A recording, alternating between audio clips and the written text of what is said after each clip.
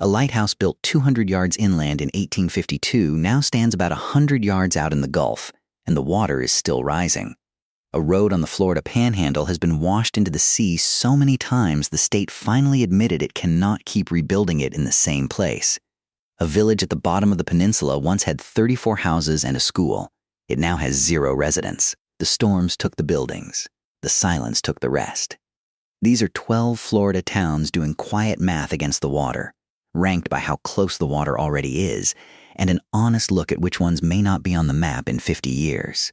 None of them has a guaranteed expiration date. Most are rebuilding, not surrendering.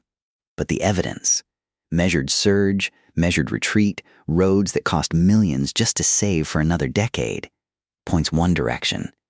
One town coming up didn't wait for a storm to flood its streets.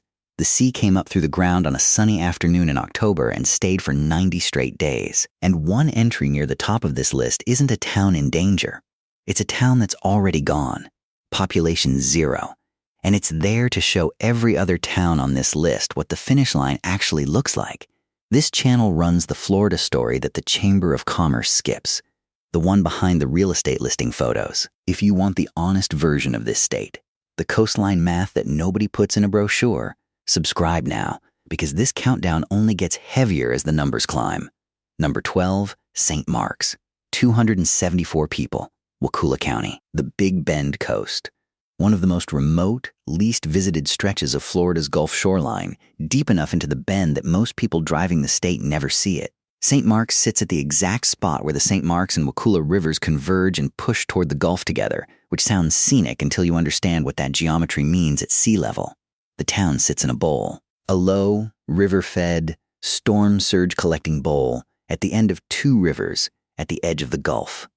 That's about the wettest geography a permanent settlement can occupy in this state.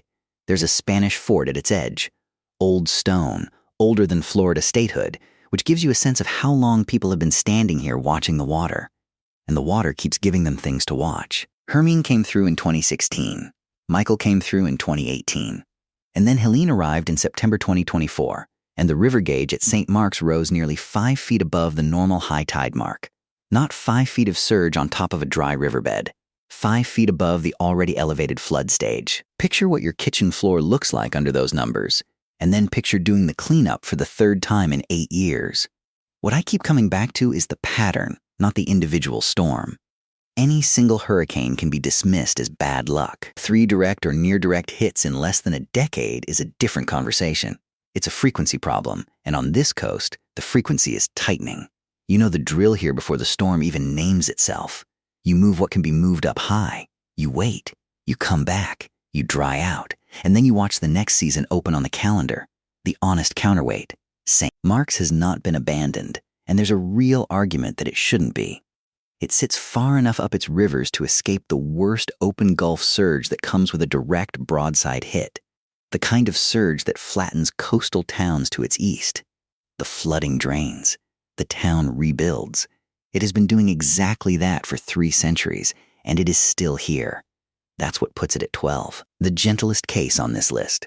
A town that bets it can dry out one more time.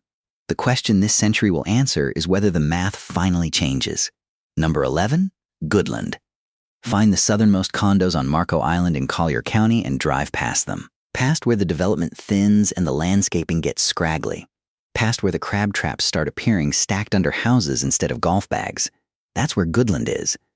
The working end of Monroe Island, a knot of stilt houses and bait shops and one bar that has become the community's unofficial symbol of refusal to disappear. It's a tiny place, one of the smallest populated communities in all of Collier County. And it has one way in and one way out, a single low causeway called Goodland Road, running across water that is, at high tide, barely below the pavement. Hurricane Ian, September 2022. Water ran roughly 7 feet deep over that road, not a foot over it, not 2, 7. Inside the homes, the water rose up to 6 feet. Fire crews pulled dozens of people from the flooding. Dozens, in a community this size, is nearly everyone. 5 years before Ian, Hurricane Irma had done a smaller version of the same thing. Same road, same low-lying homes, Same basic outcome, just with a smaller surge total. 2 catastrophic floods in 5 years on a village with no elevation and one road that the Gulf treats as optional. I'll be direct about what this pattern means. This is not a community that had a bad run of luck. This is a community positioned precisely where the geometry of storms wants to send water. The stilt houses here already show you how the locals have adapted. Crab traps stacked on the first floor that isn't a first floor anymore, the actual living space pushed up to where the water can't quite reach. They've raised themselves as high as the architecture allows, and the flooding still found the 6-foot mark on the walls. The thing about Goodland is that they mopped out and reopened within months of Ian. That's genuinely remarkable, and it's the honest story of what community resilience looks like in the real world. The bar held a party. The stilt houses got dried and repaired.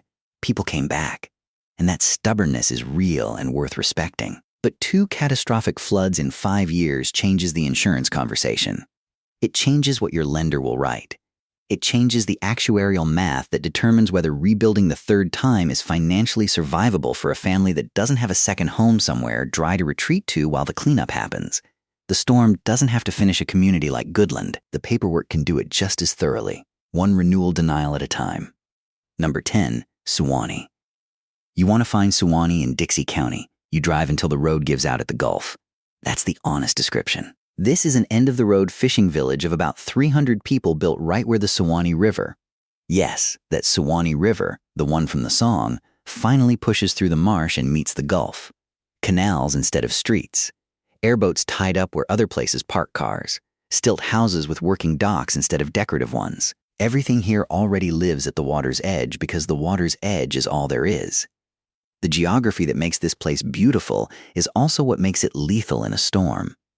Suwannee sits on the shallowest section of the Big Bend Shelf, where the seafloor tilts so gradually toward the Gulf that storm surge has almost no depth to dissipate into. When a hurricane pushes water inland over that shelf, the water has nowhere to go but up and in, and it moves fast.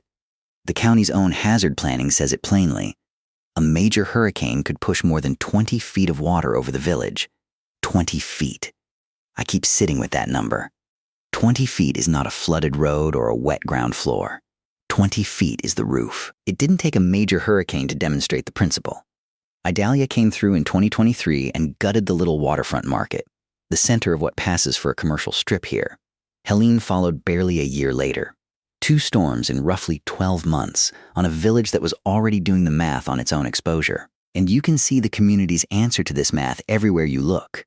Stilts, more stilts, the whole settlement raised as high as it can be raised by people who don't want to leave and don't intend to. The honest part, the people who choose Suwannee know exactly where they are and they choose it anyway. This is a place of deliberate remoteness, and the remoteness is the point. The last wild river settlement on a coast that everywhere else has been developed into something else.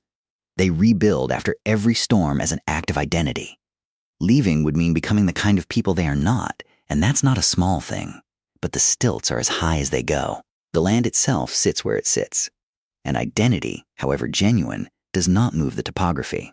Number 9, Stillwright Point. Here's the thing about most of the towns on this list. You need a storm to make the problem visible. You need the aerial footage, the surge marks on the walls, the debris line across the yard.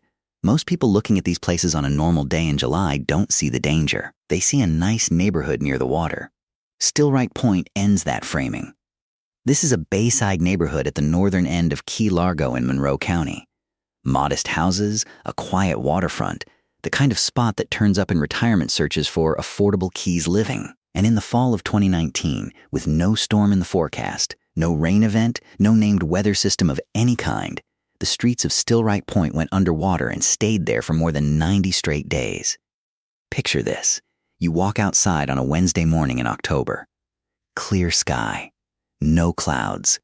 The kind of South Florida fall day that justifies every move here decision. And there's a foot of salt water standing in your driveway, coming up through the coral rock from below, because the tides are doing what they always do now in October.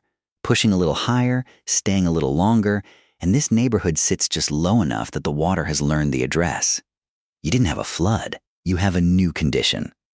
The distinction matters because a flood implies a temporary event. It will drain, you will recover, you will go back to normal. 90 days of standing seawater in a neighborhood is not a flood. It is the sea relocating its boundary line. You didn't get hit by the weather. The elevation of your road is now simply below where the sea wants to be in autumn. The fix exists. Engineers calculated roughly $41 million to raise the roads and manage the water for Stillwright Point alone. That is a real number for a real engineering solution that would actually work. And Monroe County, which has the Keys to maintain, Key West to maintain, 100 miles of US 1 to maintain, has openly said it cannot do this everywhere. Not won't. Can't. The money isn't there for every low neighborhood and every low key.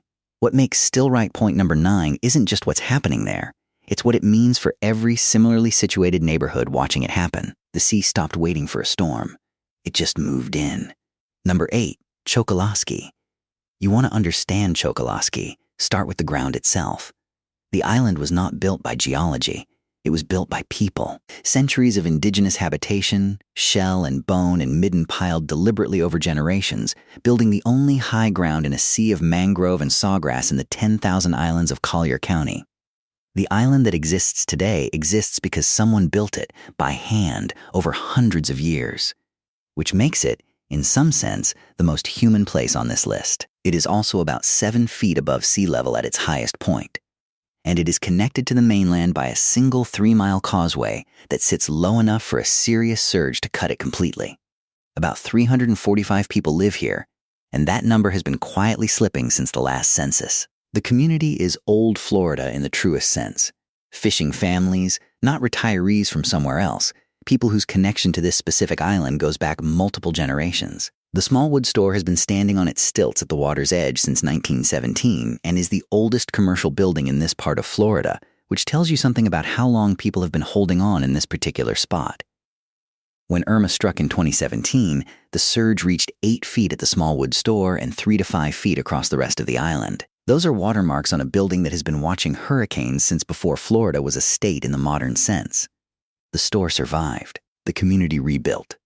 That's the real answer Chokoloskee gives every storm: stubborn, intact, functional. The catch is the single road and the slow departure. What ends a community like this is rarely one catastrophic storm that nobody survives.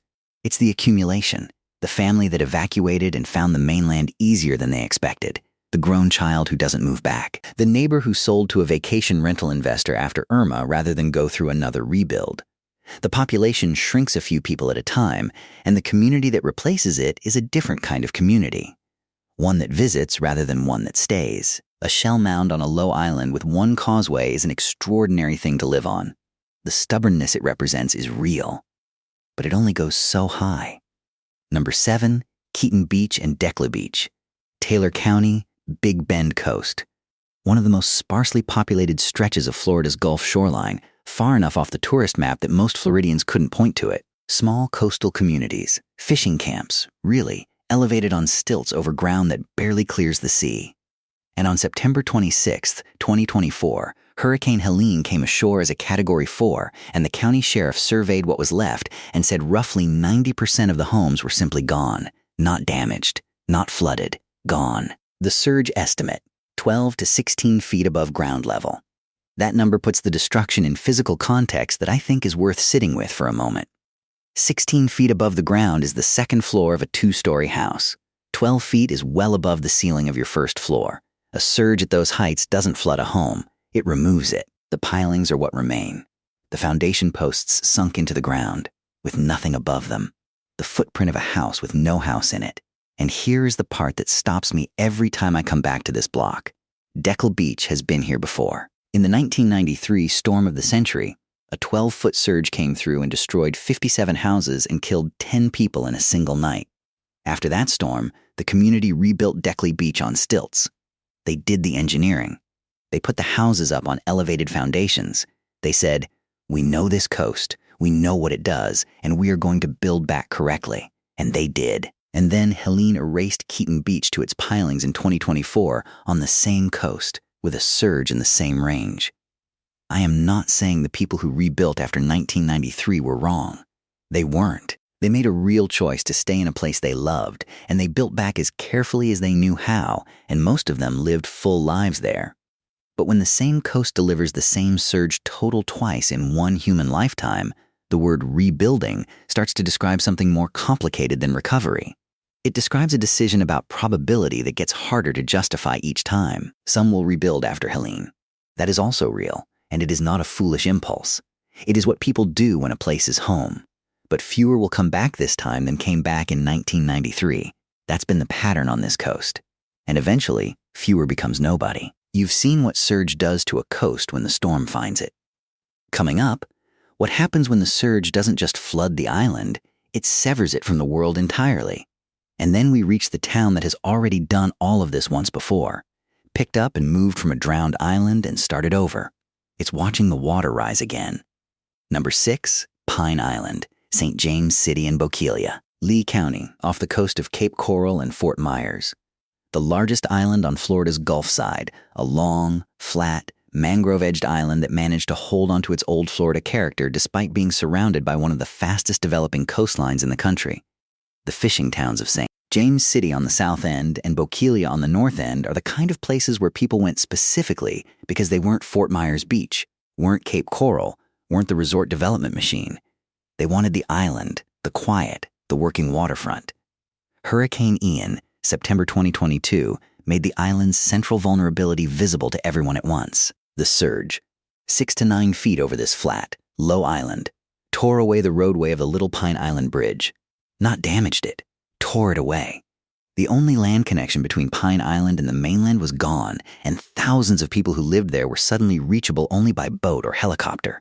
For days. This is what island in every sense actually means when the geography decides to prove its point. The bridge is rebuilt. That's the important update, and it matters. The state took this seriously, fully rebuilt and widened the bridge, and reopened both lanes in 2025. The fishing towns are recovering. Pine Island is not empty, not abandoned, not surrendered. This is a resilience story as much as a vulnerability story, and I want to be accurate about that. But the lesson of Ian is now part of how everyone on Pine Island thinks about where they live. You know your one road can be removed by a storm. You know that happened within living, recent memory. Not a historical footnote, but a thing that happened to the people standing next to you in line at the grocery store. The new bridge is better.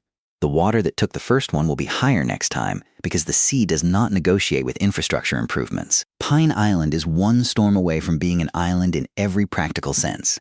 That's not alarmism. It's what the engineering record now shows. Number 5, Alligator Point, Franklin County, Panhandle. A slender spit of houses on a barrier peninsula southeast of Tallahassee. A quiet collection of vacation homes and year-round residents connected to the world by one road, Alligator Drive. A road that has, by now, become something close to a symbol for what it looks like when you refuse to accept what the water is telling you. Dennis in 2005, Hermine in 2016, Michael in 2018, Tropical Storm Nestor in 2019. That one washed out the road and trapped residents who couldn't get off the spit. 4 named storms in 14 years, each one undermining or washing away sections of the same road in the same spots. Between those storms, the county spent roughly $3 million on temporary repairs and fixes, patching Alligator Drive back together enough to use again. Then they took a federal grant of $5.2 million to armor barely a quarter mile of it. A quarter mile. Because the engineering required is that intensive and that expensive per foot of road. And the punchline, if you can call it that, state rules now forbid rebuilding the road in the same footprint where it keeps failing. The official long-term plan is not to fortify it in place. It is to move it. Retreat it inland. Buy out the properties that sit between the existing road and the place where a new road might survive. This is what managed retreat looks like when it's been formalized into government policy. Not an emergency response to one bad storm, but the acknowledged conclusion after 30 years of watching the same road fail in the same places. Here's what that means for you if you live at the end of Alligator Drive. Your county is not planning to abandon the road. They're working on it. The funding is real. The engineering is ongoing. And this is not a situation where everyone has given up. But the official honest plan for the road that gives your home its only exit is move it somewhere else. Which means the community that built itself along the road it's moving away from is, by definition, a community living on the receding edge of its own infrastructure. When the plan for your only road is to relocate it, you've already started to leave, even if you haven't packed a box. Number 4, Big Pine Key, the Lower Florida Keys, Monroe County. roughly halfway between Marathon and Key West, close enough to Key West to feel connected and far enough to feel separate. Big Pine Key is one of the larger residential islands in the lower Keys, and it carries a distinction that says everything about its condition. It is home to the key deer, tiny endemic animals that exist nowhere else on Earth, wandering through a federal refuge on an island that Monroe County officials have named, in planning documents, as one of the places where they may not be able to maintain the roads in the long term. That sentence needs a moment. Your own county government. In a planning document. Naming your island. As a place where road maintenance may not be financially sustainable. Hurricane Irma hit Big Pine harder than nearly anywhere else in the Keys in 2017. Around 500 homes destroyed and 300 more severely damaged on this one island. The recovery has been real. Homes have been rebuilt, elevated, the island is not empty, people came back and are staying. But the cost equation underneath the island is the part that shapes the next 50 years, and it's a brutal one. Raising just 1/3 of a mile of low road on Big Pine was estimated at over $2.5 million for that fraction of a mile, far above what the same road work costs elsewhere, because the substrate under Big Pine is porous limestone that the sea moves through freely. There's nothing to anchor expensive infrastructure to. The rock itself is the problem. I'll be direct about what porous rock and rising sea means for a homeowner doing everything right. You elevated your home. You rebuilt to current code. You're paying the insurance. You've done the responsible things. And the limestone under your foundation is still letting the tidal water in, and the county is still doing the math on whether the road to your door is worth what it would cost to keep in the next 50 years. The key deer have made their home here for thousands of years. They don't need the roads. The residents do. Every town so far on this list has a road, a causeway, a bridge, something that still physically connects it to the rest of the world. Coming up, a place with no bridge at all, where you can measure what's been lost in feet of shoreline, house by house, on a calm day. And then the town that has already finished disappearing entirely. Number 3, Dog Island, Franklin County. A barrier island off the Panhandle coast near Carabel, reachable only by boat or small plane. No bridge, no ferry on a regular schedule, no road connecting it to the mainland at any point in its history. Dog Island has always been on its own terms. About 30 full-time residents, around 100 vacation houses, a nature preserve covering most of its acreage, a community that came here knowing exactly what no bridge means in a storm and accepted those terms. This is where I want to point your attention to a specific fact and ask you to hold it in your head for a moment. The lighthouse that opens this video. The one built 200 yards inland in 1852 that now stands about 100 yards offshore in the Gulf, is on Dog Island. That lighthouse is the measuring stick for what this barrier island has lost. 300 yards of land, from where the shore was when that lighthouse was built to where the shore is now. In roughly 170 years, not from one storm, not from one surge event, but from the cumulative math of erosion, sea level rise, and barrier island dynamics doing what barrier islands do. Migrating, shrinking, shifting. In recent years, around 15 houses on Dog Island have fallen into the sea. Not been condemned and demolished. Fallen into the sea. The Gulf advanced to the lots, reached the foundations, and took the structures. 10 more are expected to go in the next major storm. That's not a projection from a worst-case model. That's a conservative estimate based on where the shoreline currently sits relative to which lots are next in line. What makes Dog Island different from almost every other entry on this list is the choice embedded in how it handles this. Seawalls are banned here, not by some external regulation imposed on reluctant owners, but by community decision. The owners of Dog Island vacation homes are, by and large, people with the means to fight this legally and haven't. They've accepted that you either move your house back from the advancing shoreline or you let the Gulf take it. And that much of this island was always meant to stay wild. This is managed retreat by consent. Disappearance not as tragedy, but as acknowledged terms. The lighthouse has been standing in that water for longer than anyone living has been alive, measuring what the island gave up. It's still measuring. Number 2, Flamingo. Miami-Dade, the absolute southern end of the Florida mainland, the last point of land before the mangrove coast dissolves into Florida Bay and the Gulf of Mexico. Inside Everglades National Park. Population, 0. A century ago, Flamingo was a real town. 34 houses, docks working the bay, a store, a school, a post office. People lived there year-round, fished for a living, built a community at the end of the road at the bottom of the continent. It was remote even then, a serious trip from anywhere, but people chose it and built lives in it. The 1935 Labor Day hurricane destroyed nearly every house. A Category 4 followed in 1948. By 1951, the last private residents were ordered out as the national park took control of the land. The storm softened Flamingo up. The federal buyout finished it. Donna hit the visitor center in 1960. Katrina and Wilma destroyed the lodge in 2005. The demolished lodge was cleared in 2009. What stands now is a ranger station, interpretive signs, a parking lot, and a new storm-hardened lodge elevated on stilts, built for visitors, not residents. There's no lived consequence to describe for Flamingo. That's the point. The last person left in 1951. Whatever the storms did after that, they did to buildings, not to a community, because the community was already gone. The name remains on the map. The infrastructure remains, barely, as a park facility. The people don't, and haven't for more than 70 years. I want to be precise about what makes Flamingo number 2 rather than number 1, because it could easily read as the obvious top entry, the only town on the list that has already fully vanished. The reason it's second is that Flamingo's ending was a combination of repeated storms and a federal buyout. Nature and government together. It didn't vanish purely on the terms this countdown is tracking. It was also, in some sense, decided. But that combination is exactly why it belongs near the top. Flamingo is what every other town on this list is trying not to become. A place with a name, a history, and 0 people left to answer to it. The maps still show it. Maps are patient that way. Number 1, Cedar Key, Levy County, the Nature Coast, well north of Tampa, well south of Tallahassee, an island town at the end of a causeway that reaches into the Gulf like a declaration of intent.